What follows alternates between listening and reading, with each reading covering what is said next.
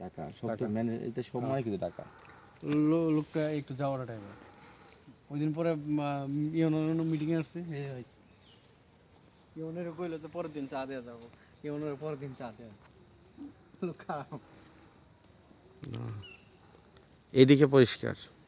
ওঠান ওইদিকে ওঠান আসেন কয়েক পাশ থেকে আনেন কয়েকটা পিক নেই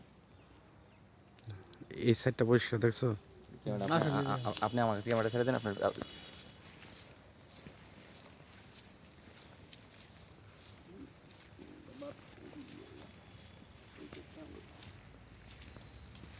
কি